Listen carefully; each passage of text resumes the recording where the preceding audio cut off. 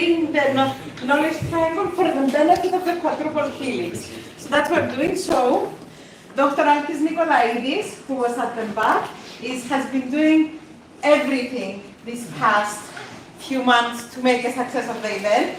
I was actually away for a few weeks, so it was Alkis doing all the work. And I'm very proud and I'm very glad that I have my colleague here with me and this support. So I had to recognize it because before he tells me, I have to go back, Styliani, I have to go back. So thank you all.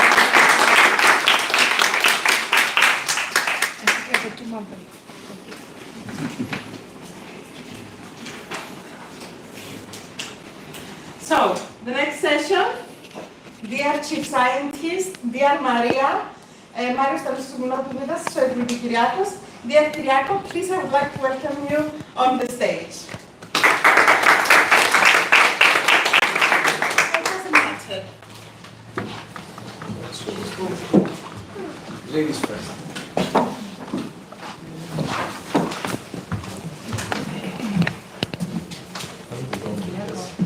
I think we do for the online participation. We do. Thank you. I think as it is, it's on. So we're okay. We just need to have it close to us. They cannot hear it in the room. Okay. So welcome. This is an exciting panel because I have the chief scientist with me who actually has many hats. So I'm very proud that I could have him here with us today, talking about the strategic actions for startups, businesses, and industry. He is very well read and actually very structured in the things he's done, as I've seen him collaborating for this event. So, dear Chief Scientist, dear Dimitris, if I may, thank you so much. I will start with a question to you. Cyprus has been making impressive strides on the European Innovation Scoreboard, and it recently secured the 45th spot on the 2024 Global Startup Ecosystem Index. From your perspective, what key mechanisms or organizations at the local level contribute to our success in climbing these ranks? What are our strong points as a country? Thank you very much, Styliani. First of all, let me thank all of the audience for making the time to come back after a very nice lunch break. I think it's always challenging to come back once you have a break. So, Cyprus, I mean, it's no surprise that Cyprus is ranked for a second consecutive year as a, let's say, strong innovator. Many people actually ask and say, what is the secret sauce behind it or what enables it, right? Let me start first of all by saying that there is no one single answer and there is no one beneficiary to actually making this happen. It happens because of all of you and all of the other people who are actually in the research organizations that have this tremendous collaboration amongst each other. So how is it happening? It's happening because we have international publications or co-ownerships and publications, scientific publications. It's coming because of the private-public, let's say, cooperation in terms of publications. It's coming because of the SME collaborations where SMEs are working together with other SMEs or with other research organizations. It's happening because many people, great scientists out here in Cyprus, are actually investing more and more and more to patent and pursue patents around their specific IP. But this is only one part of the story. There are other pieces to the story, right? And for an ecosystem to be attractive or to become more attractive, there are usually some parameters that are more important than others. Now, let me just stay here and say one thing. We are not at the top, but we are slowly raising up. So it's very important for us to realize where we are in terms of attractiveness. But there are three specific areas that I would really call the attention of anybody who's looking into this attractiveness in an ecosystem. Number one, capital, right? So of course, capital isn't just the capital that comes in from public service or from the government. It's also those angel investors, those venture capitalists that are really investing and building upon ideas or talent that we have in the country. Number two is actual talent. This is where, again, I think we've made tremendous strides in Cyprus. I see here many known faces, from professors, PhDs, collaborators in the scenes who are actually homegrown talent. But there are also others that are basically coming to Cyprus because of its attractiveness from an R&D perspective. So there is a lot of talent. Factor in 12 universities, factor in 9 research organizations, factor in tremendous, let's say, support to the ecosystem by centers of excellence. I wouldn't do justice if I named only one, but I think we currently have 7 and an 8th one on the way.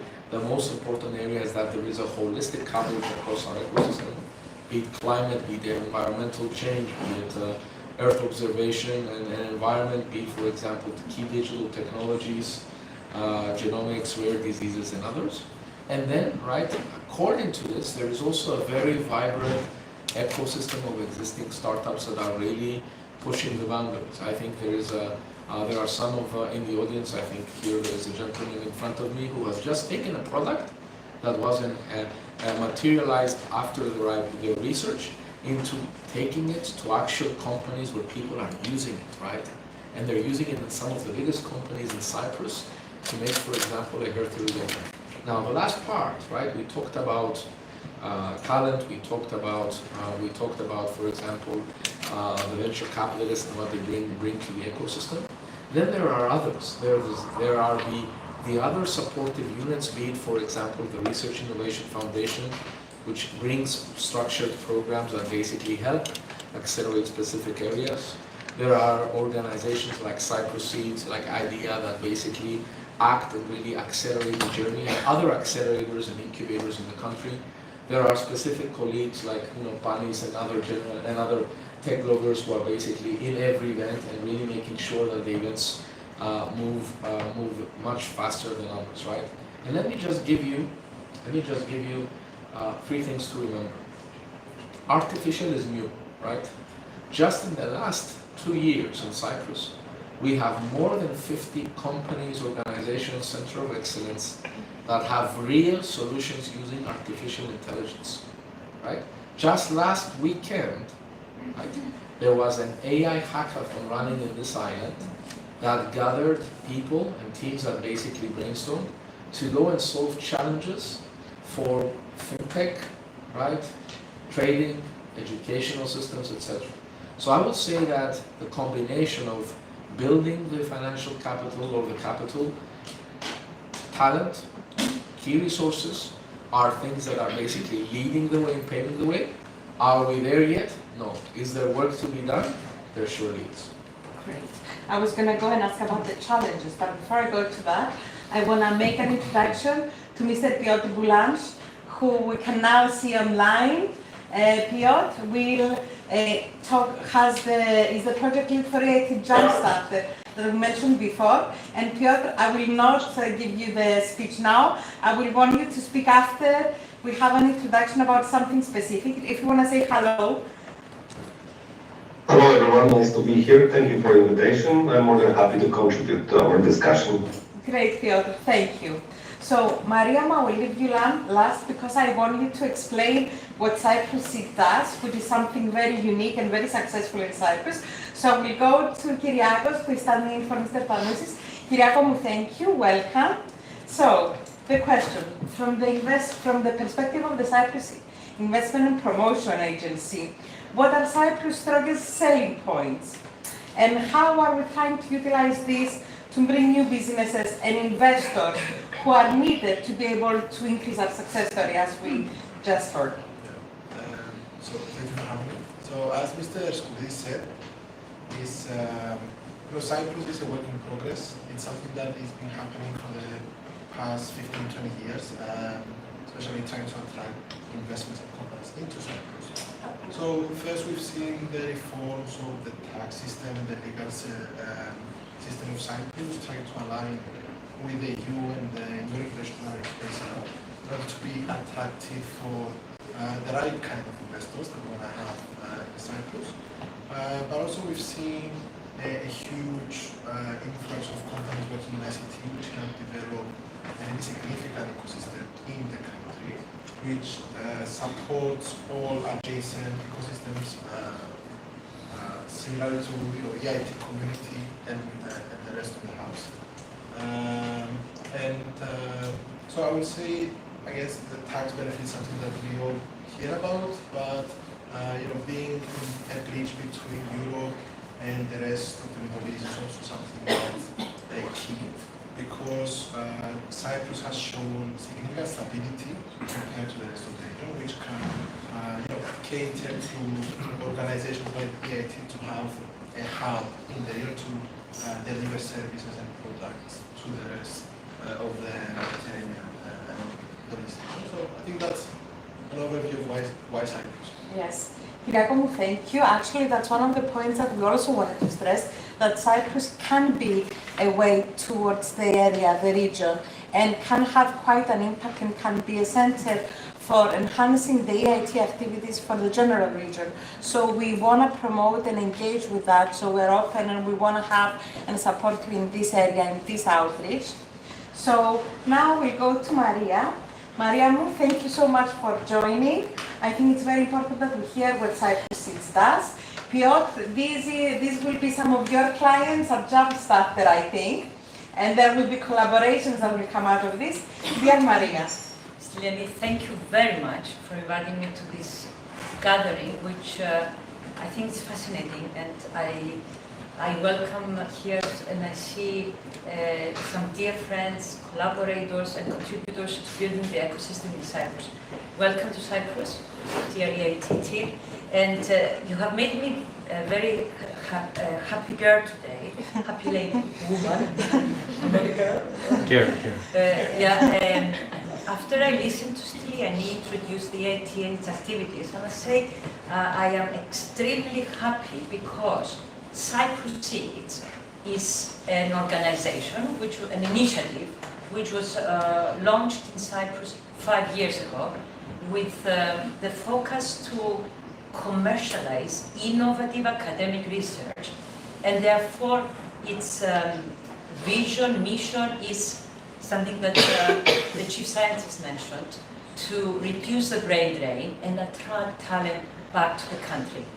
So I am also happy to hear today from the chief scientist all these positive messages about already achieving that objective. We are here together with the work of the Research Innovation Foundation and the Invest Cyprus and other accelerators to contribute to making Cyprus an attractive destination, to grow the pipeline of startups, and therefore the EIT programs are there to support this objective. And just a few other lines about Cyprus Seeds. We run an 18-month accelerator program, which offers a little bit of grants, mentoring, training, and networking with the industry and with investors. We are in the third cycle of this program. We have supported 20 research teams from right across the country, all the universities, all the research centers, and a few of the centers of excellence. So we have projects who have been supported through 18-month cycles, and some of them have spun out. Those could be the candidates of some of the programs of the EIT. They are from different sectors of the economy. There is life sciences, so EIT health. There is environment and green energy. There is art and culture. So all these programs of the EIT should be the next step of those spinning out from the universities and research centers, and those being supported by Cyprus Seeds.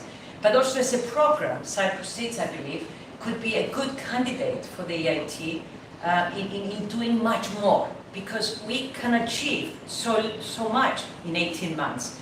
And that is to make those research teams we attract to the program attractive to investors. Beyond that, I believe we should grow as a program, and this is actually the good time to announce that we are looking to introduce, besides the accelerator program for scientific teams, we are looking to introduce a startup accelerator program in order to support and nurture startup companies from all across the sectors of the economy. Great. Thank you, Mariamu. And I think now, Piotr, that was a pass for you to tell us a bit about the Jumpstarter, especially since there is something unique in what Maria does, because for a group to join Cyprus Seeds, they need to be coming out of a university or a research center. The Jumpstarter is a little bit more open than that, correct? Yes, thank you very much for the question, introduction from the side of my previous speakers. So, building on what Maria said, our program was actually originated working with the academics. So these were the first batches. We wanted to support the innovation in the European Union.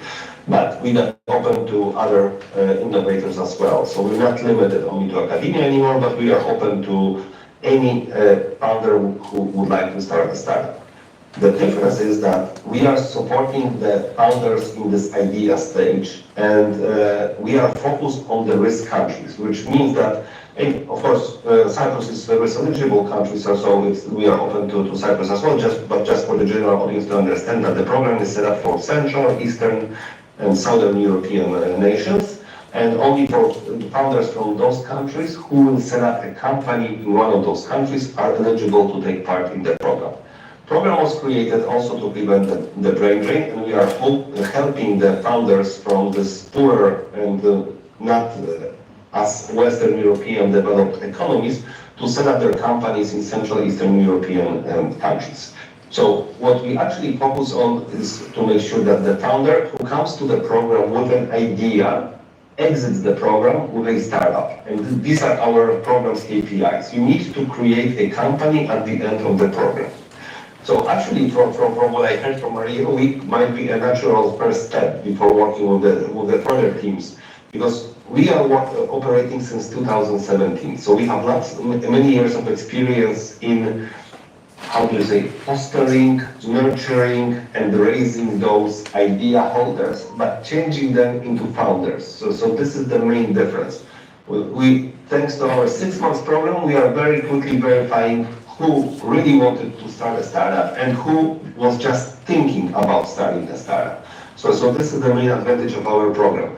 We are very harsh on the applicants, because just to make it easier, I'm rounding up the numbers, but on average, we are starting the program with 200 participants. After a month, we are leaving 100 people, with which we work for another couple of months. And then at the end of the program, we are inviting to the finals 50 teams. Those 50 teams pitch live in front of the audience and jury members, and out of those 50 teams, we are giving grants to 3 teams in each of the categories.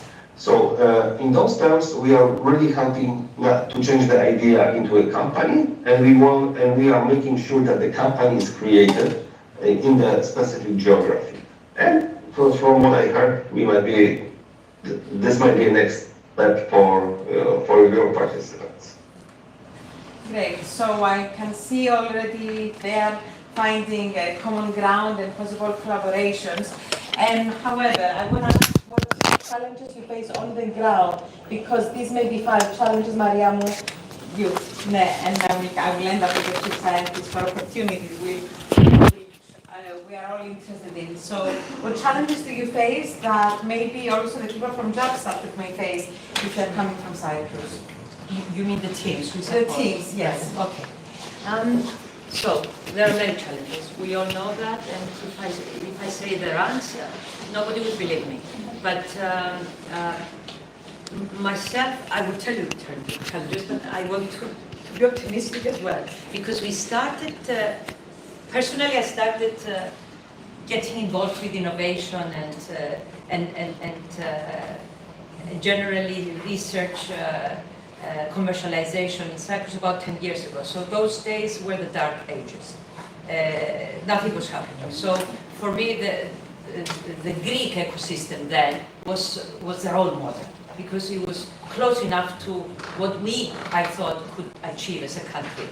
10 years after, and having been involved both with the Idea Incubator as well as with the Cyprus Seeds program, one focusing mostly on business, innovative startups, and Cyprus Seeds on scientific, academic startups, I have seen a lot of changes, a lot of positive changes. And especially recently, I have this feeling that a lot will be happening in this country soon. I will leave the chief scientist to tell you the positive things to be happening, but I'll highlight a couple of challenges which the scientific teams are facing in Cyprus. One is the, until recently, lack of technology transfer support.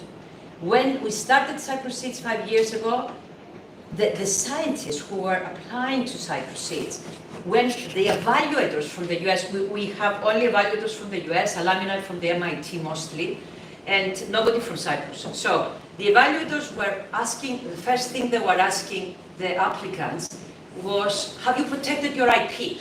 And none of the applicants knew what that meant. So that was 5 years ago.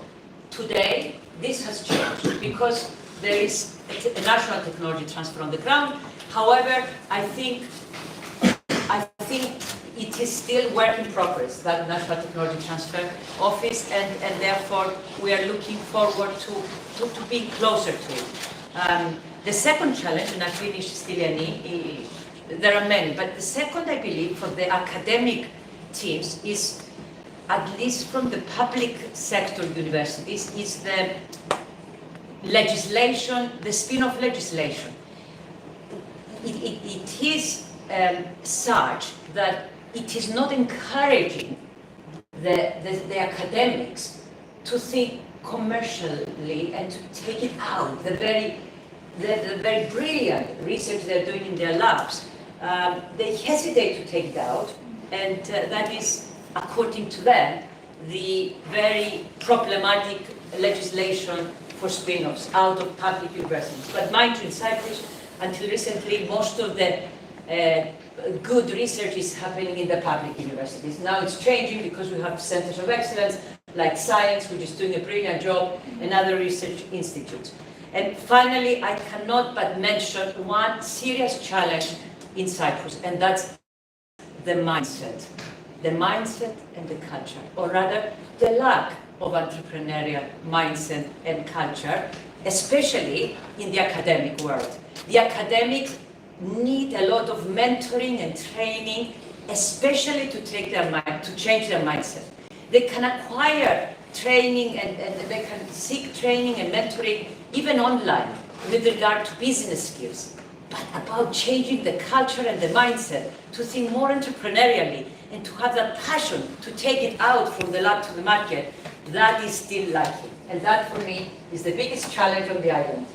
Okay, so before I end up with the chief scientist, I want to ask you, Piotr, if you have any suggestions or any advice on how we can address the issues with the mindset. I'm not going to ask for the legislation, I'm doing that for the chief scientist. So let me start by answering that it's nothing new and it's nothing common only for Cyprus. It's happening throughout Central, Eastern, and also Southern Europe.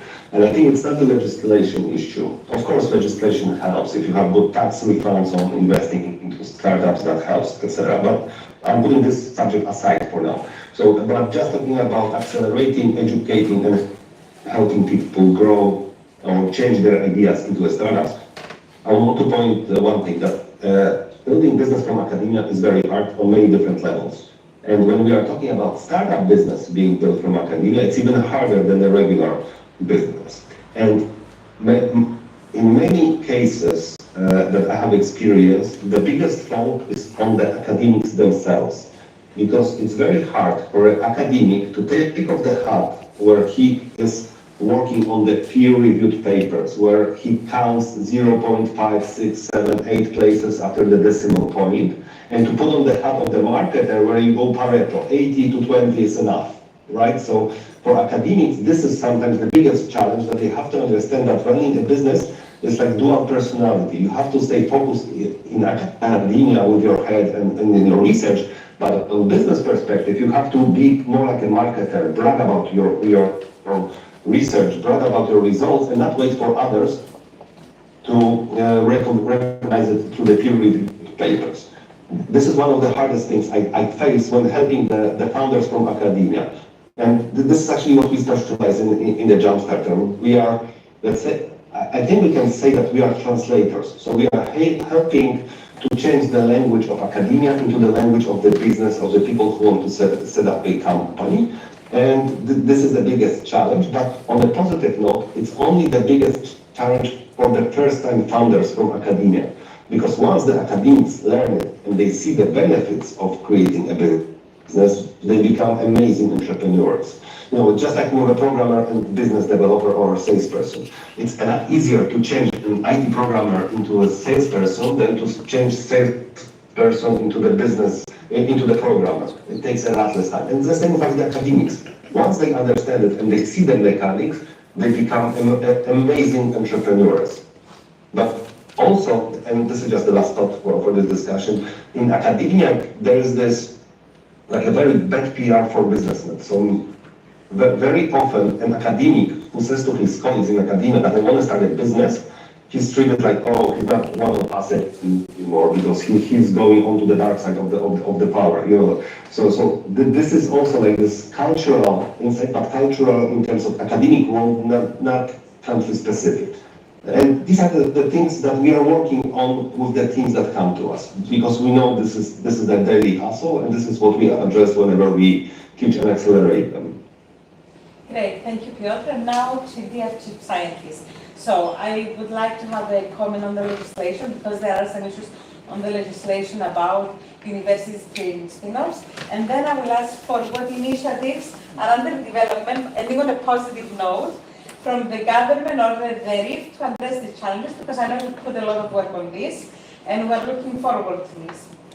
Okay, well, what I can share. So first of all, the spin-off legislation is under revision. It's actually currently looked at by the legal department of the government. So it's actually at that level. There is a revision that has actually been put forward, and it's sitting there before it actually, goes into effect. Now, this law, however, brings me back to an important point that we need to understand.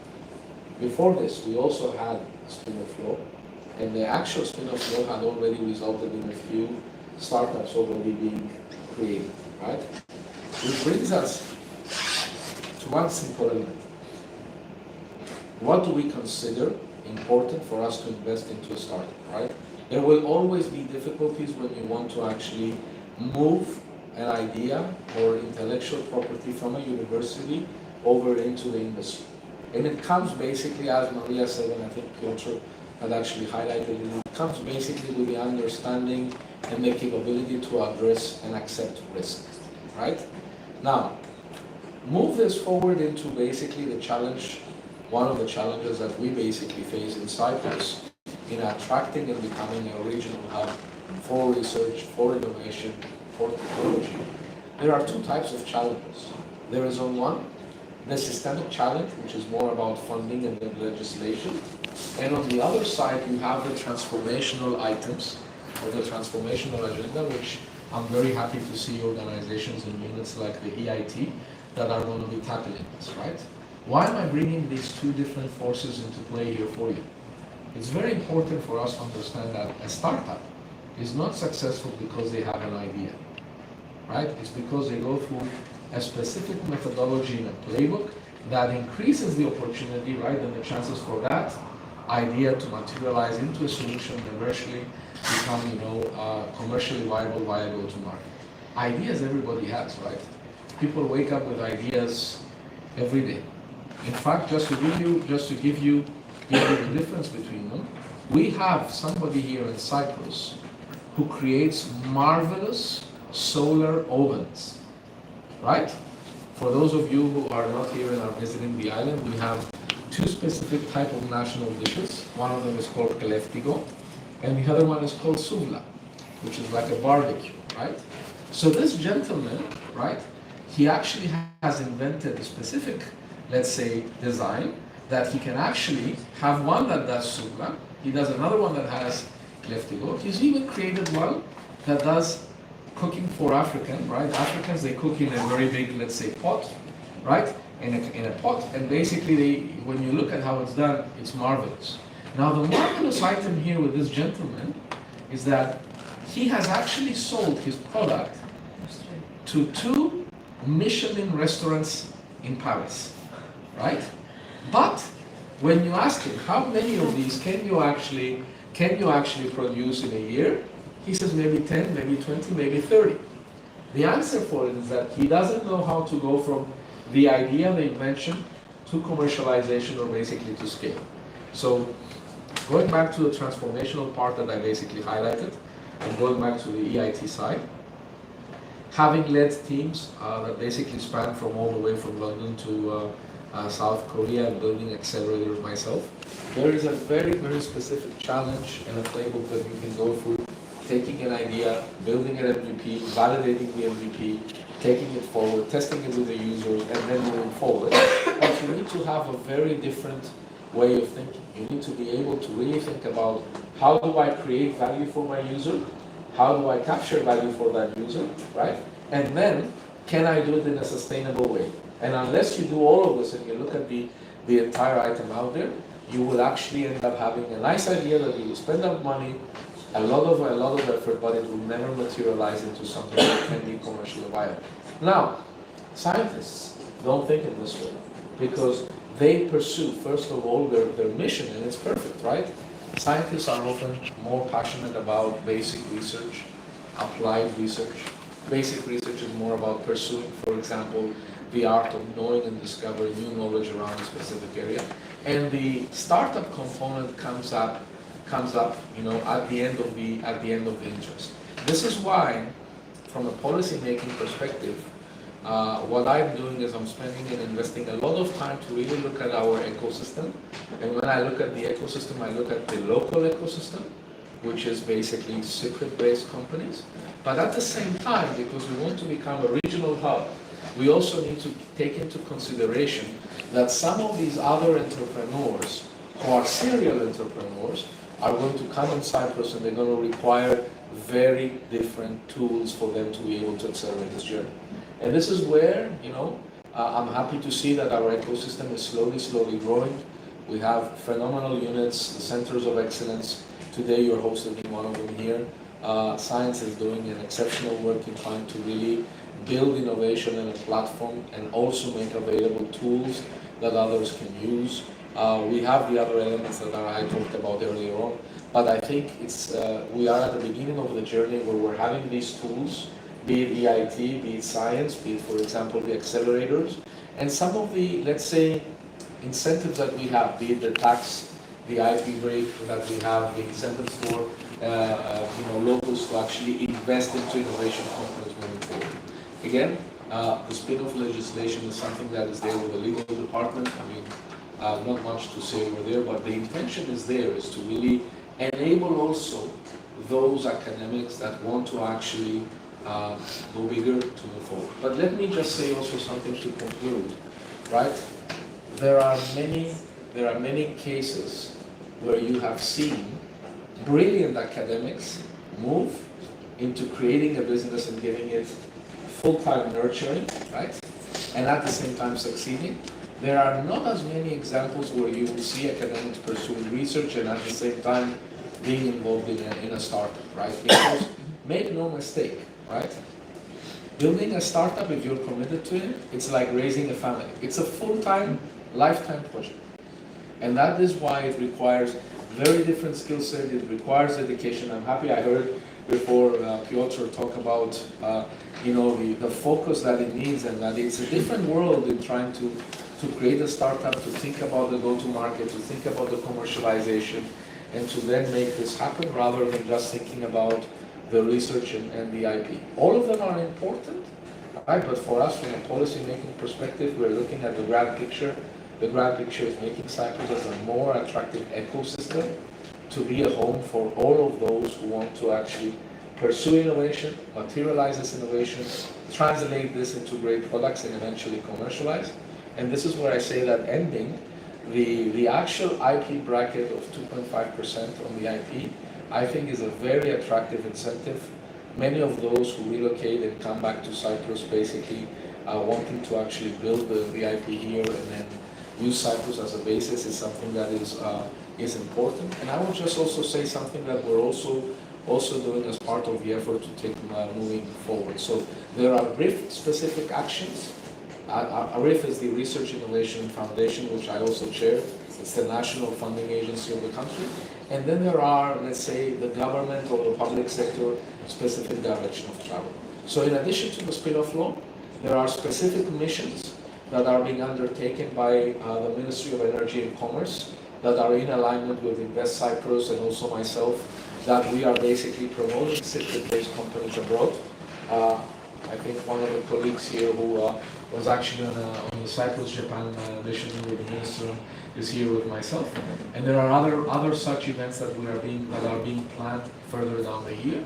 But then there is the funding agency, which is EIT, where we are actually working along two specific directions. Direction one is to actually make it easier for some of the companies to engage with us, and easier doesn't always mean that you just hand somebody a piece of blank paper and say, tell us what you need from us, and we just give you a check, right? It's all about making that engagement slowly easier. We're trying to simplify the process. We have a series of steps that we actually approved at the board level that are going to be introducing a few simplifications. Of course, they take time, right? When you're audited centrally, right, you have to make sure that you're compliant. But at the same time, we're also working in line with some other nations that are very advanced and having these bilateral agreements that are opening doors for the Cyprus-based companies to actually work both from a research perspective and also from a technology perspective approach. So there are three levels, I would say. There is the know-how and the programs that are being rolled out, and these are resources made available to all of you, including companies that relocate to Cyprus to become a Cyprus-based company. They have equal access to the programs that are available, or to the infrastructures, assuming they have the innovation certificate. There are the actions that the government is taking from a policy framework perspective, and then there are the actions that are being taken to promote in an extrovert manner, right, the great technology that we have that is being produced here. And all of these, they actually come under one umbrella, and I will stop, right?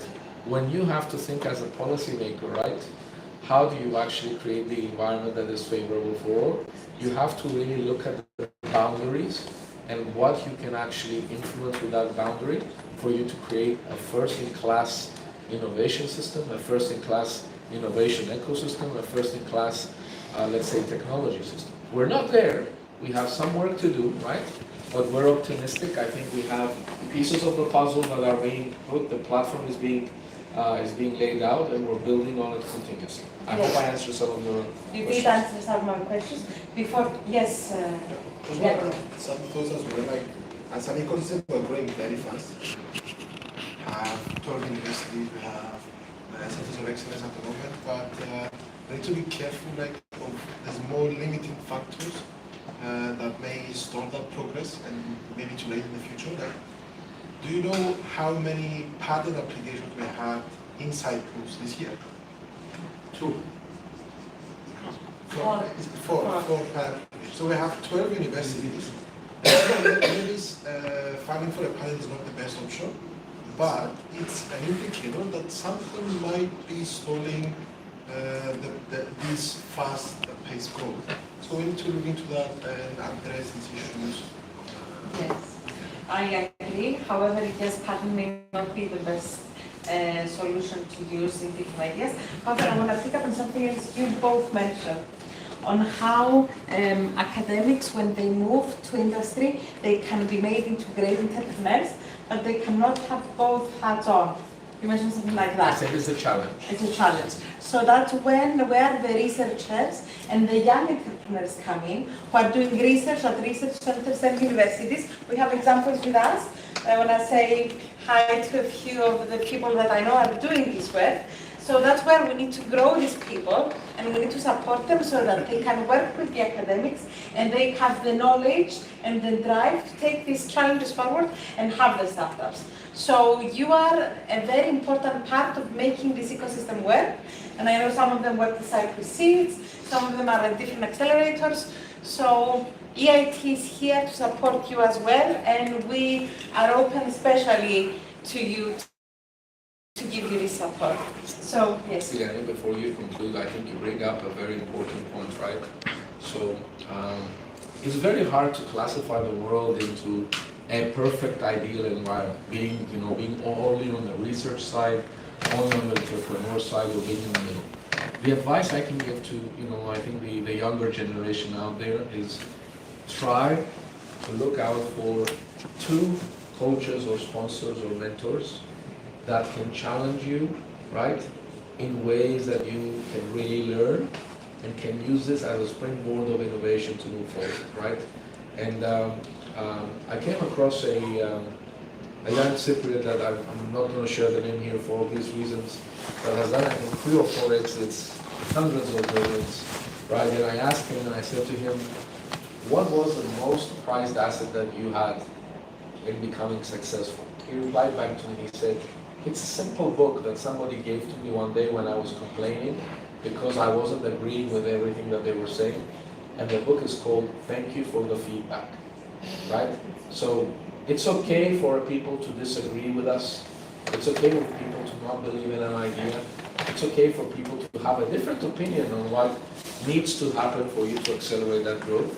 I think an asset that will help you, and it's a weapon or a tool in your arsenal, it's to really, find those 1 or 2 mentors or sponsors that you think you can learn in the way that, they think in the structure, right?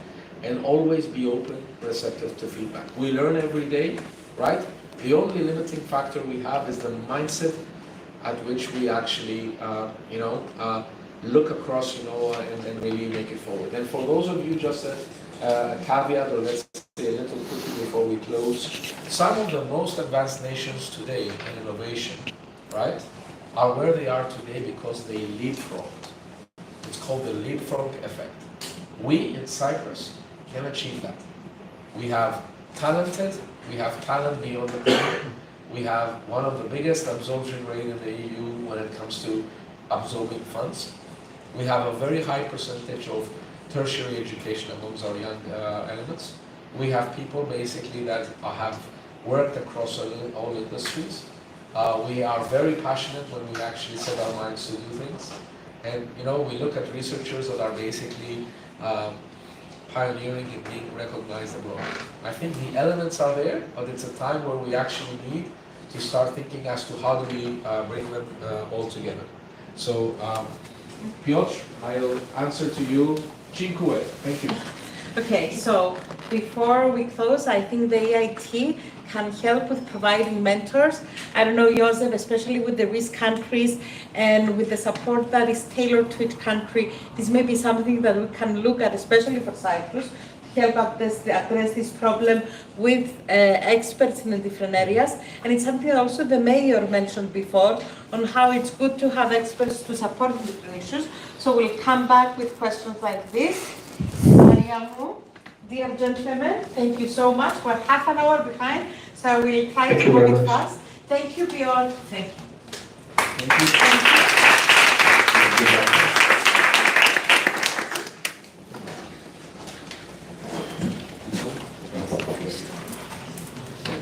you. And now it's the stressful part of the event for me.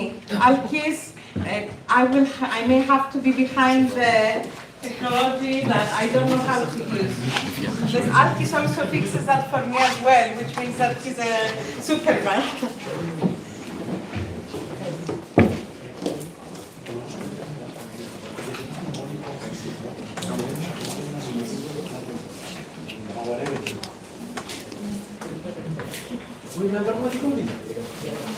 Απαγορεύεται να μιλήσεις με το πρωτοφύση, μόνο η Κύπρος είναι. So,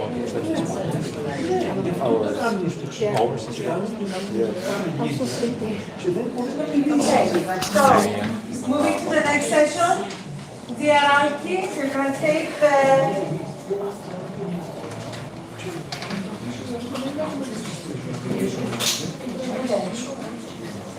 Discuss this later. No? So, Dr. Nikolai, we're following with the presentation of the EITs. We are Joseph, Yor. I think you guys will be on the stage. I'm doing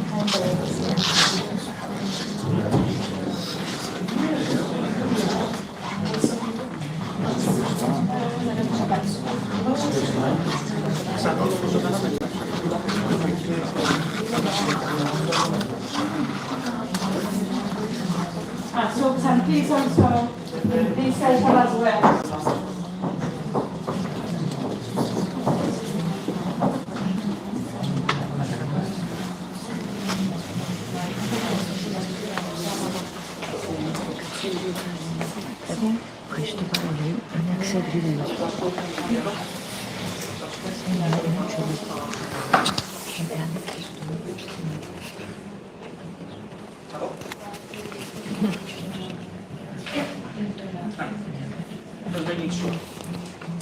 Yes, I can hear you. Can you hear me? Yes, thank you. Right.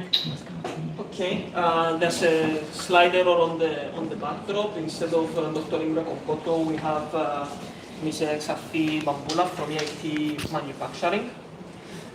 So we had a pretty extensive overview of the Cyprus ecosystem from our chief scientist, from Kyriakos from Cyprus, and from Cyprus 6.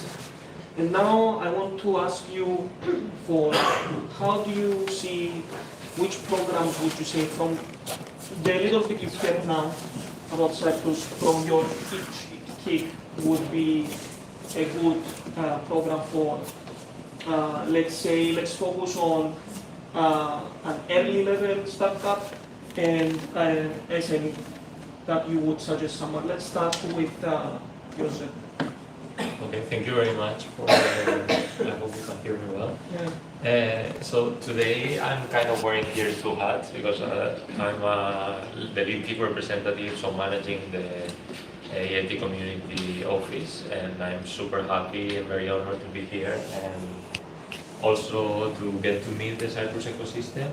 And guys, you're very, very lucky to have a team here of Styliani and Alkis helping you whenever you need funding, you need partners, you need education, training opportunities, so you can just come and knock their door and they will be providing a solution for you based on what the different kits have to offer, and that's what we're starting to somehow display now.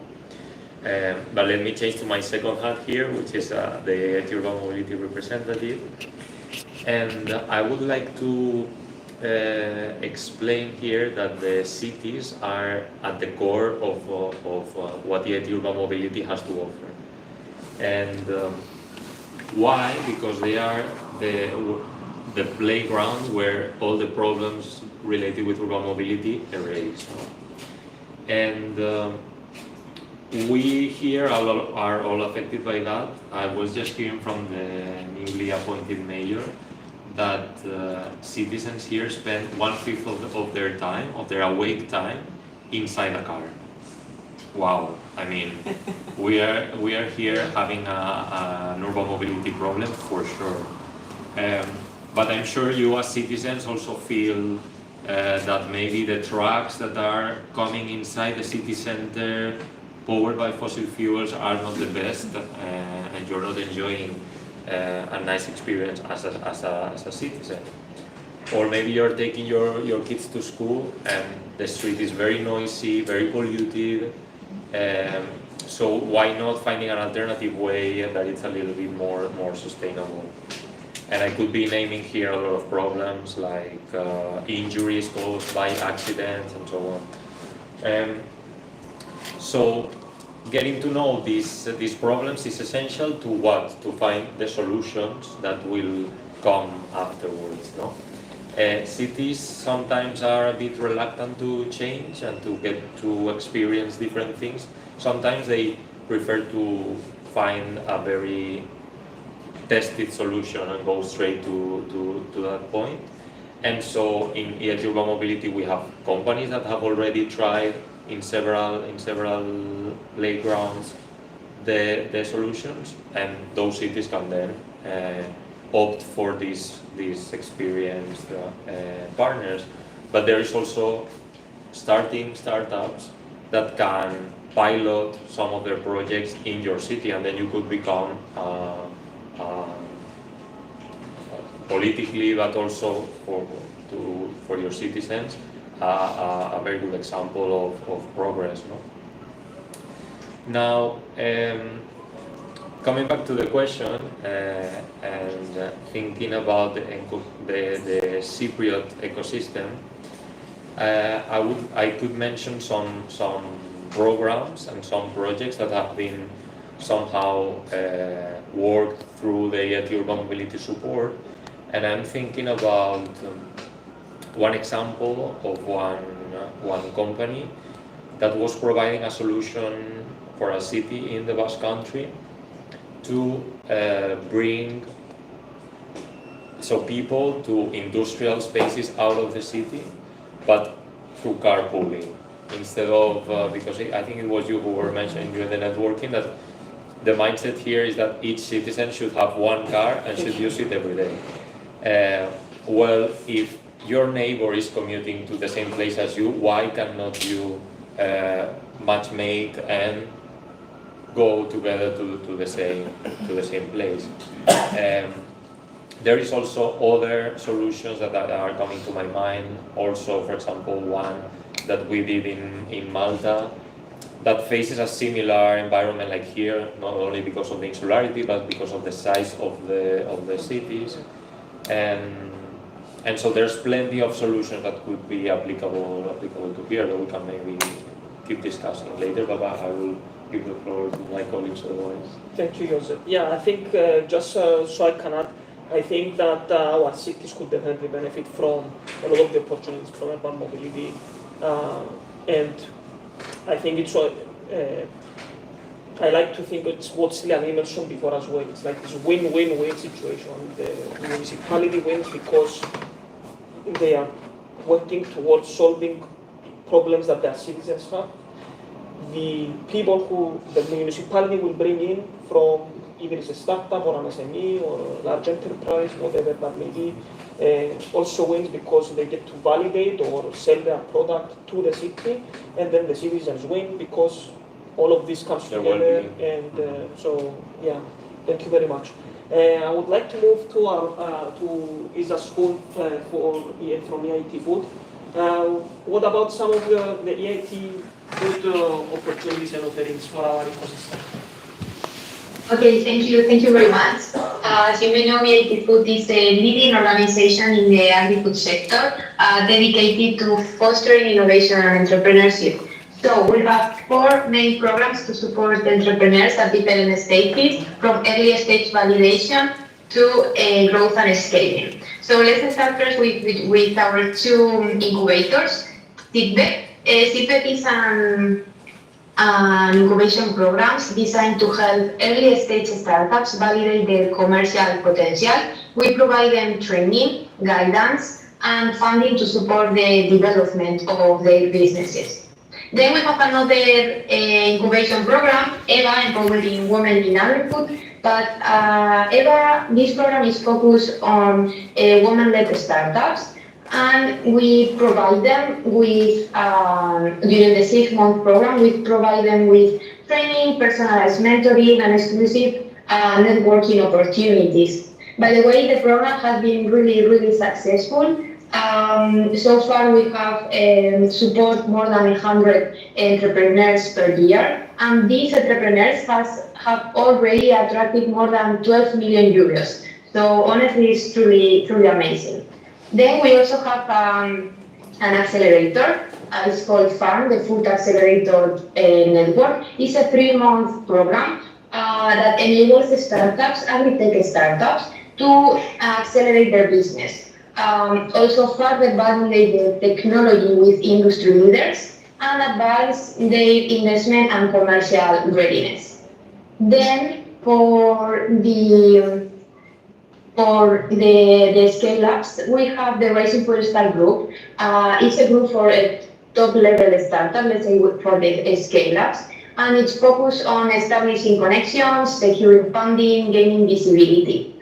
And finally, last but not least, we also have the impact funding framework. In EIT Food, we are really interested in developing collaborative projects with our stakeholders from different countries. The EIT Food funding framework is a competitive open funding program launched to promote ambitious long-term collaborations that will lead to positive changes in the food system. We, EIT Food, usually co-finance these projects with the goal of promoting and fostering the launching of the products and services into market. But these projects should be aligned with our missions, which are three: reducing risk for a fair and resilient food system, achieving net zero carbon footprint, and promoting healthier life through food. So yeah, that's it. We have a lot of projects going on, honestly, and this is just the main ones, the classic programs. We also have different projects in more regional level, but yeah, this is all from our side. Okay, thank you so much, Saskia. We'll move to Santi from EIT Manufacturing. So the same question. Okay. So hello everyone. Firstly, I would like to introduce myself. I am Santi Montula. I'm an electrical engineer and business development manager at EIT Manufacturing Southeast, located in Athens. And I'm very happy to be here with you today and present you some of our opportunities that we offer not only to startups and SMEs but also big manufacturing companies. So first we'll start with our yearly call for proposal that is now running. We are supporting three funding schemes. First of all, it's the Innovation Open Call, where with a total budget of 11 million euros, where we support innovative ideas to be launched in the market. So, for this call, the consortium should come with an innovative idea, and after the end of this activity, the activities last 1 year, after the end of the activity, the solution should be launched in the market. Apart from the Innovation Open Call, there are other open calls like the Education Open Call with a total budget of 2 million euros, where industry brings the challenges and identify the skill gaps of the workforce and work together with SMEs, with RTOs and universities to build education programs for upskilling and reskilling. And finally, we have the RIS Open Call, which has both innovation and education activities, but is focused on RIS countries, and Cyprus is also a RIS country. So RIS, Cyprus organizations can also apply to this call. But because I heard how we can support startups and SMEs, we are working with our members, the EIT manufacturing members, and support them grow apart from the yearly open call for proposals. So I will give some examples of our activities. First of all, we offer the pan-European network and a lot of networking activities for SMEs and big companies. One example is an event that held on October last year. It was the EIT Manufacturing Big Tech Dive that took place in Patras, where a core member of EIT Manufacturing, the Teaching Factory Competence Center, organized this event with EIT Manufacturing Southeast, with the aim to bring together SMEs, startups, and big universities and big industries from the Southeast region. For example, the University of Patras, the Teaching Factory Competence Center, manufacturing industries from Romania, like Kati Fashion, which is a textile industry, and big industry partners from Turkey, for example, Arçelik and Mercedes-Benz. So in this event, the results were 3 EIT manufacturing proposals, 2 horizons, and a big success story of EIT manufacturing Southeast is that the Teaching Factory Competence Center, a startup, will get funded from an EIT manufacturing open call called Transform, and will solve a challenge of Mercedes-Benz from Turkey. So apart from our yearly profit proposals, there's other activities that are running, and startups and SMEs can participate in. And this call, the Transform call, is open from April and will end at the end of October. So in this call, SMEs can solve a challenge from industry. So it's very important from them.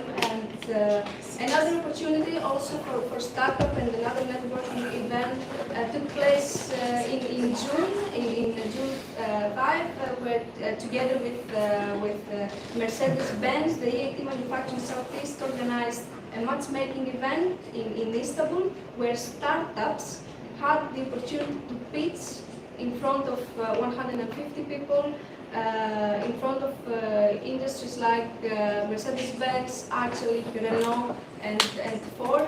It was a great event, and of course we hope that from that kind of activities, a lot of B2B collaborations will happen, and we have a lot of other programs for upskilling, reskilling, but I don't think I have the time to explain all the programs of EIT manufacturing now, but I will be very happy to discuss in detail after.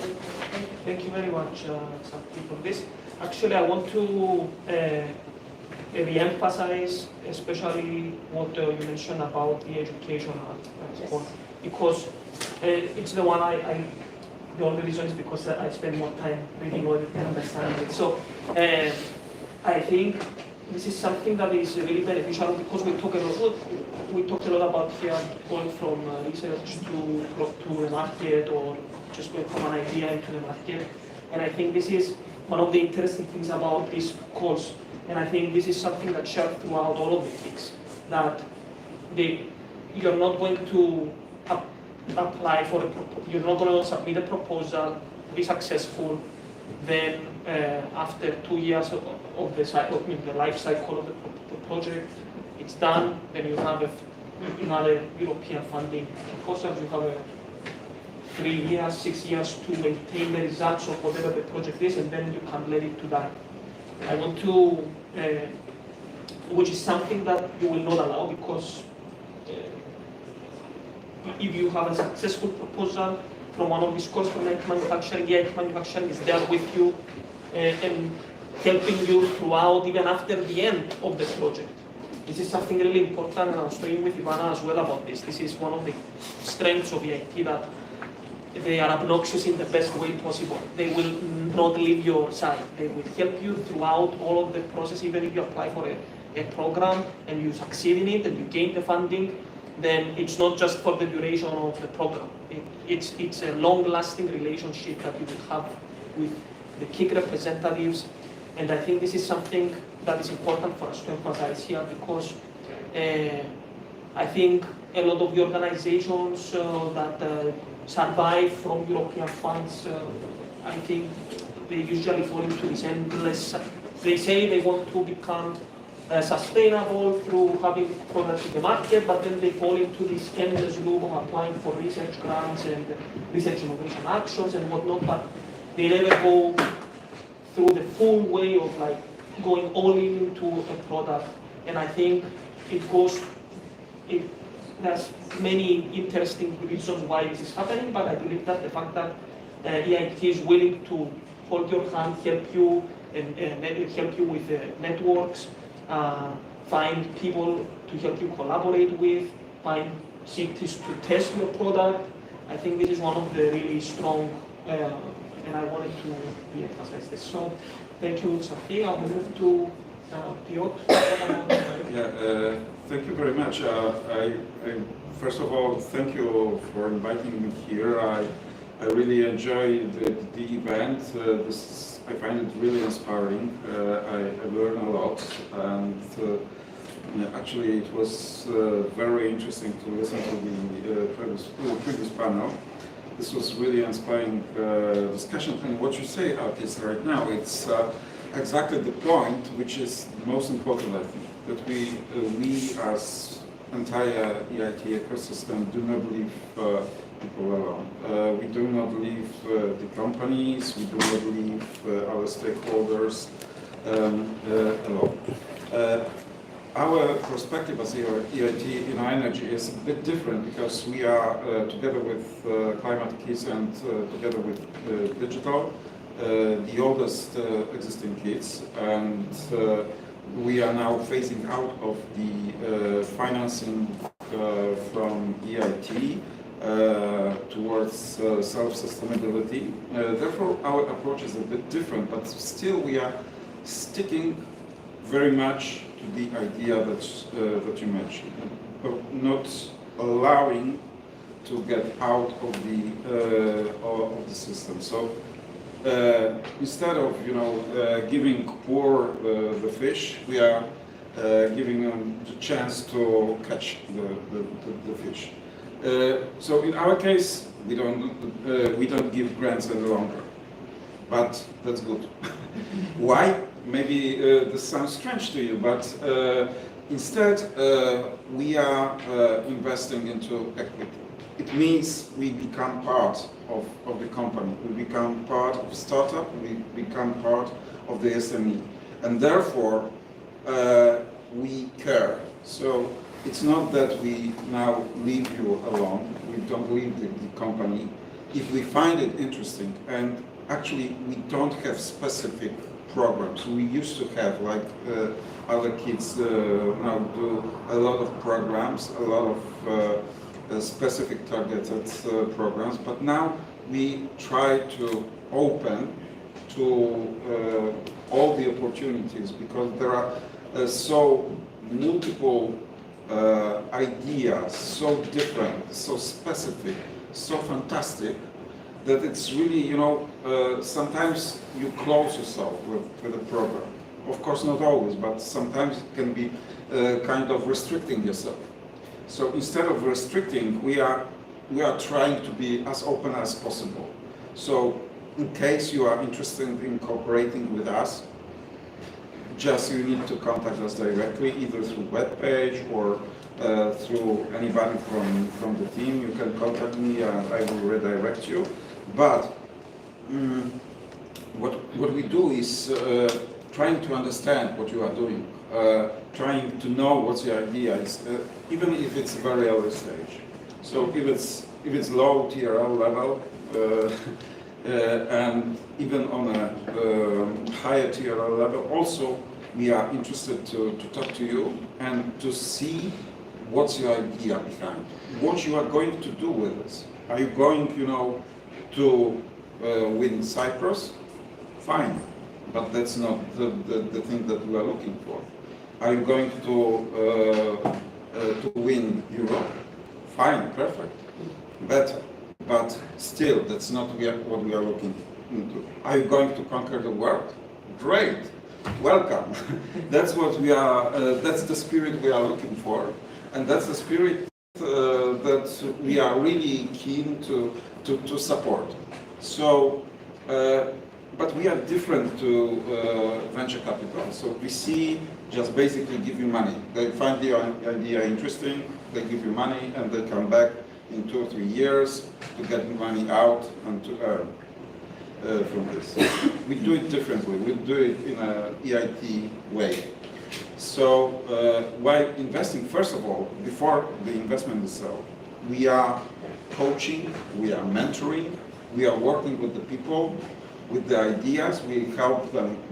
We help the people to protect their ideas. So IP rights, already mentioned several times here.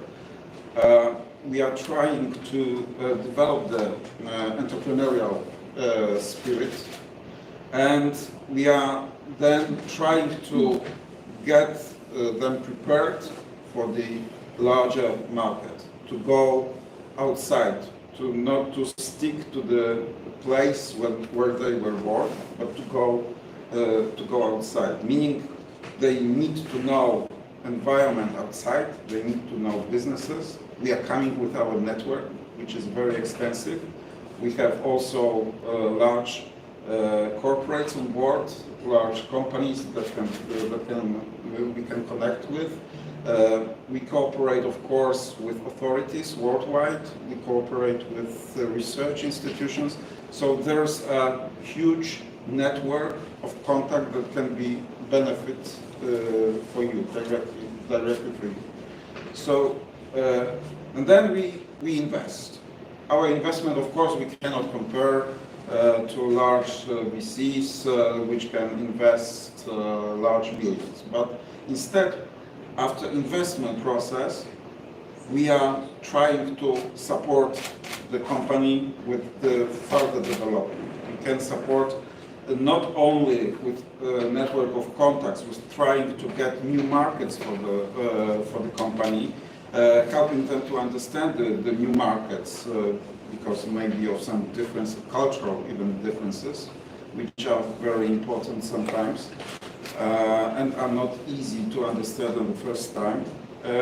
And also trying to find another sources of financing.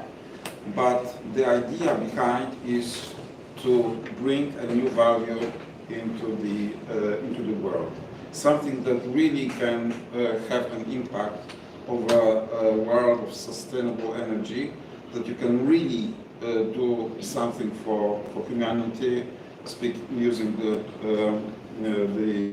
big words. But also, you mentioned education, and I think this is really, really crucial, because sometimes even great idea holders lack this education. And even if we have a very well working company, and they are missing some skills, because the world is changing so rapidly, so fast, that it's really hard to catch up with it. So we have also dedicated Skills Institute, which is our branch that is devoted to vocational training. So we support companies, even big ones, small ones, and even whole countries, because we have also signed a memorandum of understanding with governments of, for example, Romania or Hungary, where we cooperate on governmental level in order to support crucial areas of development connected with energy sectors in these countries. So we can make an assessment of needs, educational needs, and help to overcome the gaps that exist in order to make it more better prepared for the market.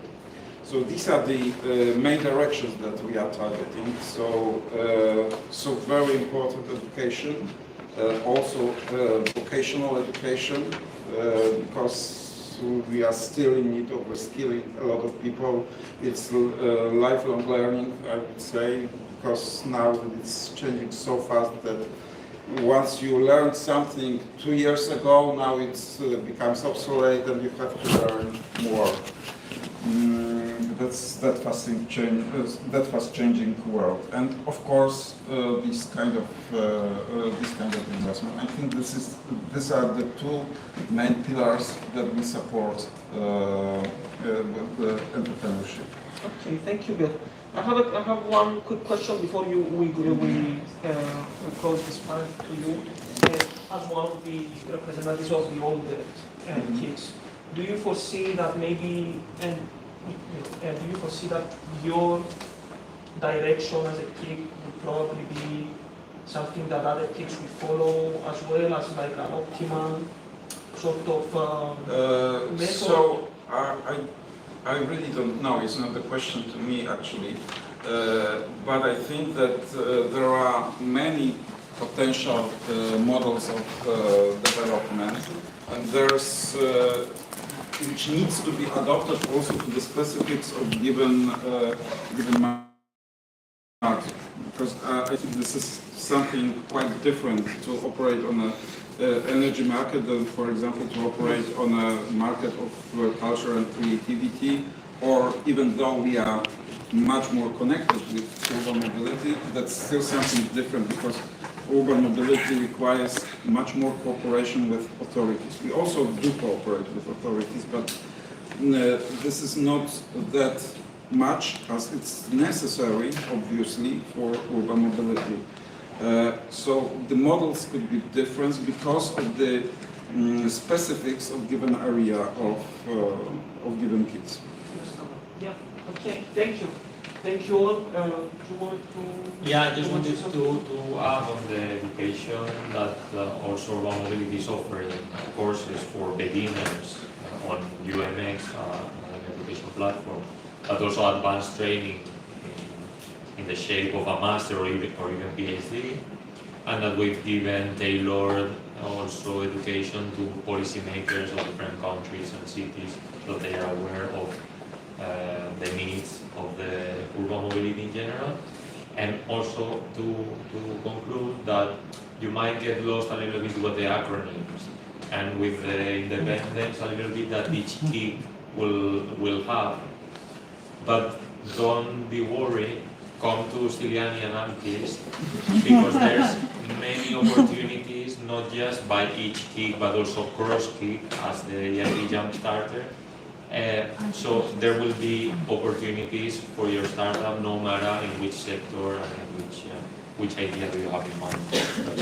Actually, I want to repeat what Joseph said, that I had to join a radio show this morning, and our marketing manager here told me that I have to speak on the radio, so no acronyms, as simple as possible. So, this is something that we constantly work on to try to make this as palpable as possible. So, do come to us, yes, we usually do try to sit down to make important information. Yeah. Great job, really. Okay, thank you so much. Thank you.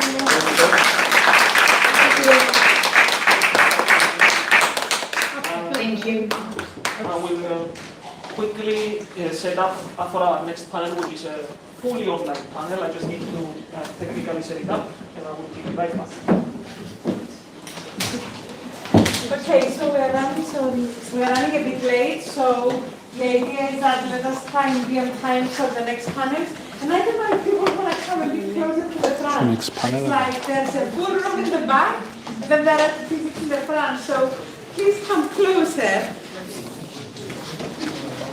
There is another panel. Yeah.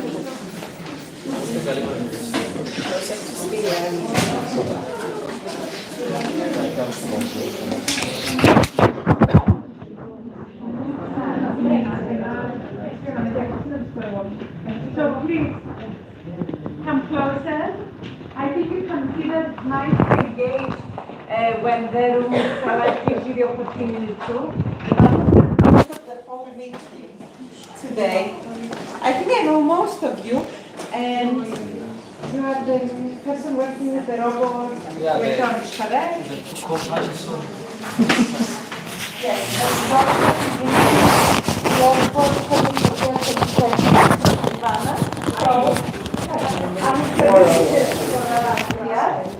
and we have you all coming in from the Deputy Ministry of Culture, and also here Elena Pili from the Digital Ministry of Research and Innovation, and Mrs. Tanu, who would have been in the panel but has other commitments in joining us.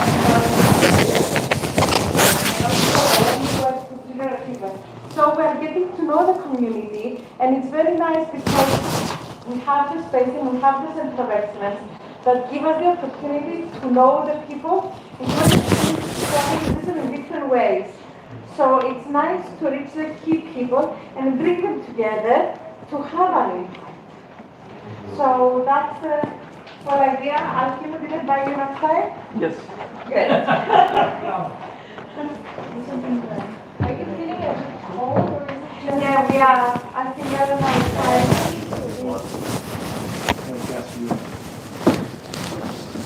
And Pani is a tech blogger and he's ensuring that we have about 2 million views on the event, but I was very glad that he could join us and he could get the message out to fora in Europe, which we want to collaborate with. So thank you.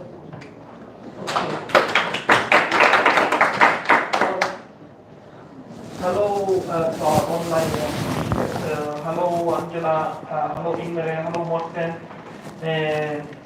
I think Dr. Tuan was with us, but we are running a bit behind, so maybe he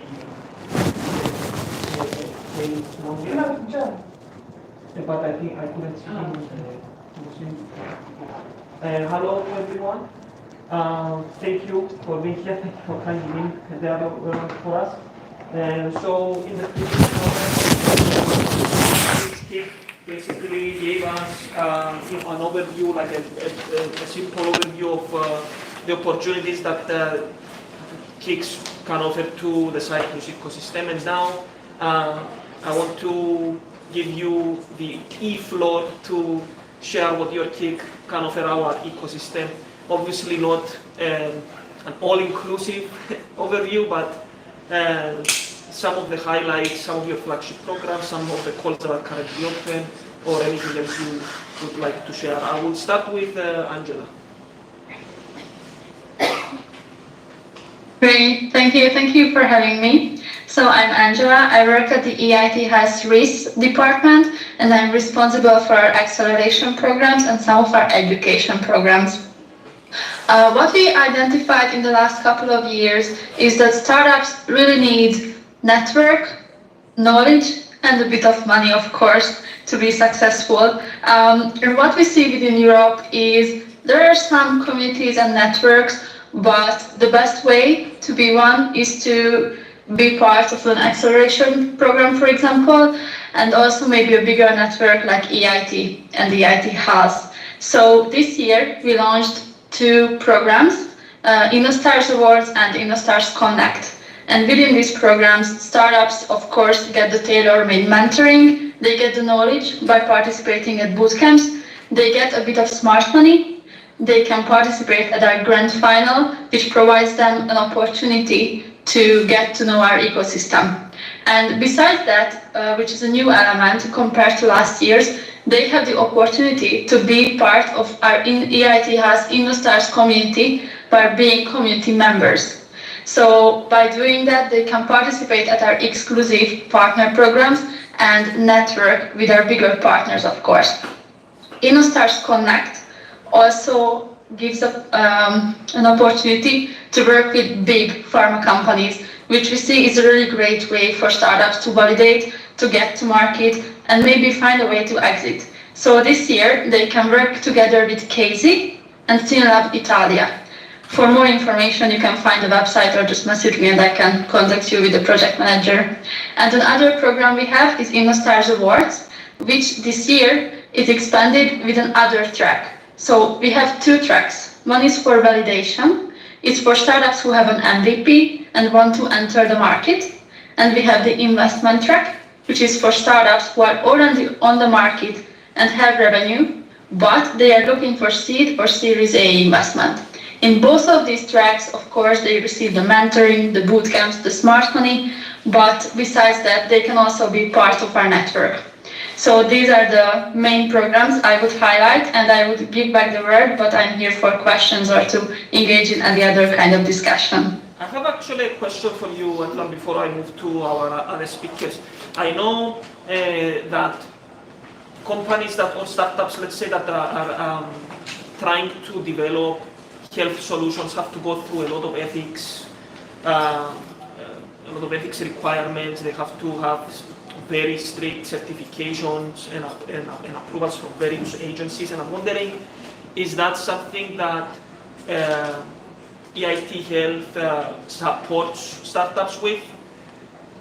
Yes, of course. So I think a big advantage of being part of our accelerator programs is that they are specifically made for health startups. So we go through all the bits and pieces that health startups has to face compared to startups in other fields.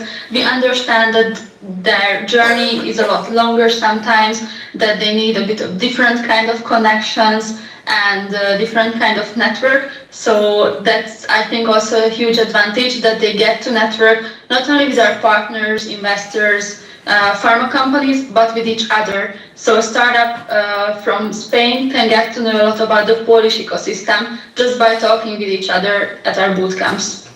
Okay, thank you so much. I just want to share a funny anecdote. I was in the clinic recently because my wife was pregnant, a little TMI, but whatever. And I was talking with a startup that is trying to develop a product in health. And we were talking about finding, how to get the proper certification for the device that they are trying to develop. And he was having a hard time figuring out, going through the loopholes. And I started every time going to the clinic, lifting everything in the room, the gloves, and even for gloves, there's all these certifications. For medical gloves, there's these certifications and these that I have to go through. So that's why I asked the question, because I found it very interesting, all of these hoops that health organizations have to jump through in order to get that product into the market. So thank you, Angela. Yes. I would like to move to Imre from raw materials. Good afternoon, everyone. I hope you can hear me. Thank you very much for being with me here. I was listening very open ear the previous panels and discussions, although I was not here the whole day, but in the last few panels. And in the last panel, I think it was Marcus, you mentioned the vicious loop of mostly academia is that stick to refunding and we go for funds again, and then not going to the market and in a way. And then maybe I can just mention one program that is actually tailored and aimed to somewhat address this. And then this is a cross-kick program actually called the EIT HAI initiative. And then I can mention it as a flagship program for EIT Raw Materials in a way, because it's EIT Raw Materials leading it. But it's not a point, because then it's a very horizontal program, and then this is actually really tailor-made to support and facilitate building up the capacity, especially within academia, on university business cooperation, and then how to go rather more in a market focus than the funding focus. Of course, funding is always important for an academia when we talk about fundamental research, but there's the other end of the spectrum of the research that goes into innovation, and I think this is maybe also important to the Cypriot stakeholders know about, because that's a very hardcore, let's say, kick program and EIT program that is, I think it's open for everyone. Unfortunately, and then I was just quickly checking that the EIT Raw Materials has no significant, let's say, participation from Cyprus, and then maybe because then we are really focusing and then very narrowly on metals and minerals. So when we talk about raw materials, it's not every kind of raw material. So that we are not talking about, I don't know, textile or organic raw materials, not even energy bearer like uranium or coal, no, not even. We tend to focus metals and minerals, and maybe this is not the, let's say, the focus of the Cypriot economy, but still we also see that this area is highly digitized in the recent decades, and then it's ongoing. Big data is coming to mining, or is already there, transparency requirements. So, well, I assume, and then this is maybe also the message to motivate stakeholders even in Cyprus, that if you have a good digital tool that could be somewhat used in the mining or the raw material sector, because it's not only mining but goes through the recycling, so there's the whole loop, then you are more than welcome to join us and cooperate with us. And just before I pass on, I just wanted to add that yes, we also have a big, let's say, a startup support program. We had an accelerator, multi-stage accelerator and booster, but it was so complicated. We found out that startups usually lost in stages, and which is for me really, so that we actually simplified it, and we have a booster program now, which is very flexible, so that you can apply for your project, and that your project could be your interpretation based on where your startup idea or the startup in maturity you are. So, and then there goes also the support and the finance as well. So as just Angela said, that we also provided, yes, the access to the finance, the knowledge, the network. Also, maybe I would add the talent, because startups sometimes need talent as well to grow. Maybe they not aware of that. And then I also know successful programs also from other KICs that, for example, an internship support for startups, so that the students can contribute to, and then maybe also they will be a good hire in the given startup. So something like this. And then all these programs you can find at our website easily, or in the RIS website, right? That I think those are the major points that I wanted to highlight. And thank you very much again. Thank you, Imre. It's truly, I'm not surprised that there is not a lot of, maybe I'm not really aware, but I'm not surprised that there's not a lot of participation of Cypriot organizations in raw materials, even though many years ago, we all learned in school about copper, and we were one of the main sources of copper in the area. So I don't know if maybe there's maybe there is some place for us to maybe grow our numbers in raw materials. And the opportunity is always there. We are open to watch and listen, and then of course we are aware of this is not the focus in Cyprus, of course. So it's no hard feelings. It's just we are there to support if there's something coming, right? Yes, absolutely. Thank you so much. And now let's move to Morten from Climate Kick. Climate Kick, maybe you are going to touch upon this, Morten, as well. We had an accelerator program run by Chrysalis Lip in Cyprus, and we have one of the participating organizations later in one of our panels from MBO Diagnostics here, and we will hear from them as well about their experience. So, what about Climate Kick?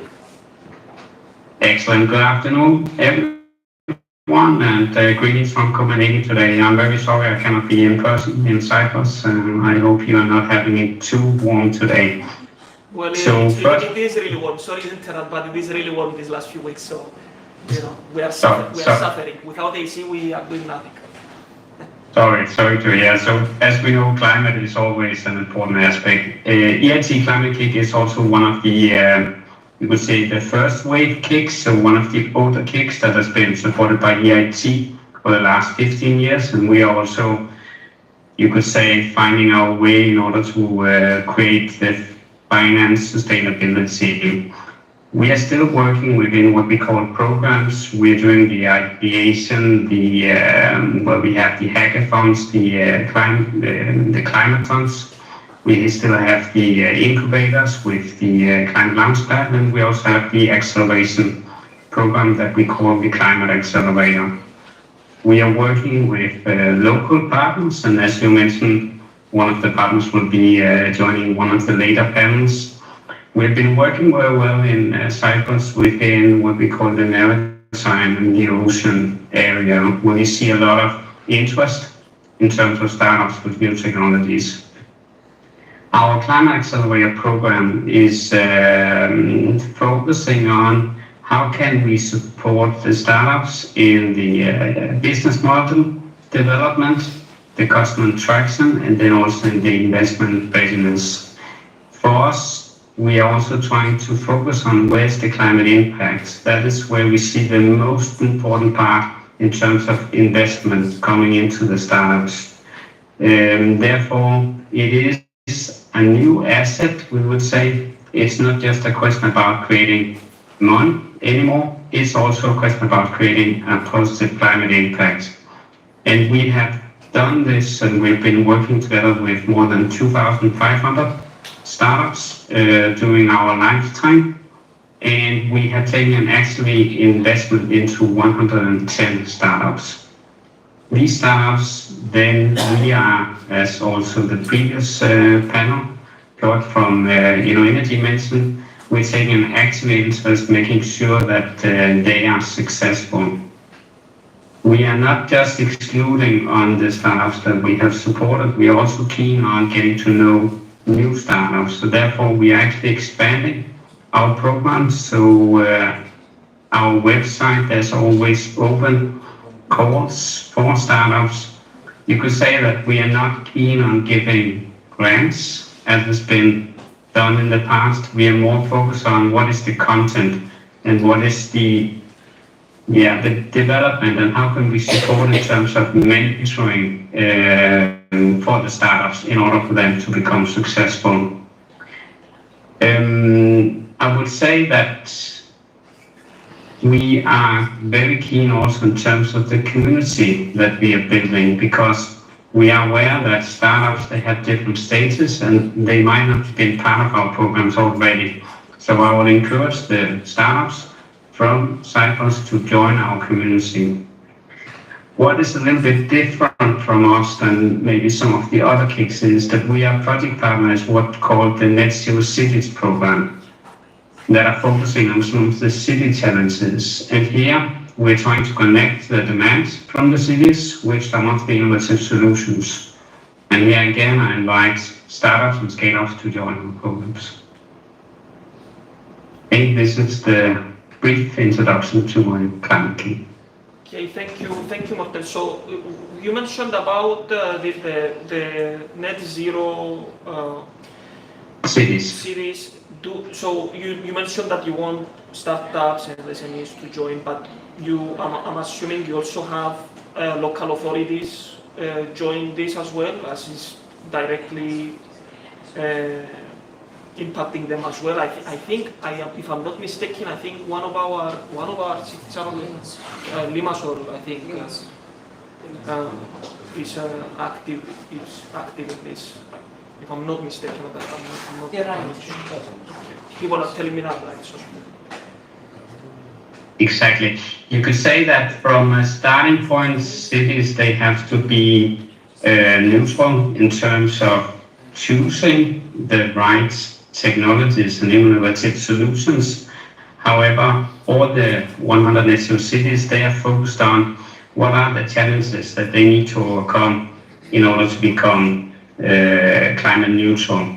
And thereby we see that the innovation and innovative solutions that are currently at play, they might not be close enough to understand what are the challenges coming, not just today, but tomorrow and in 5 years' time. And that is why I'm saying that within our community, that gives the opportunity at least to understand better what are the demands for the future. Okay, thank you. Thank you very much all for your contribution today. And as always, our role here is to bring organizations to you, and we're hoping that we can achieve that. Thank you so much for joining us. Thank you. Great.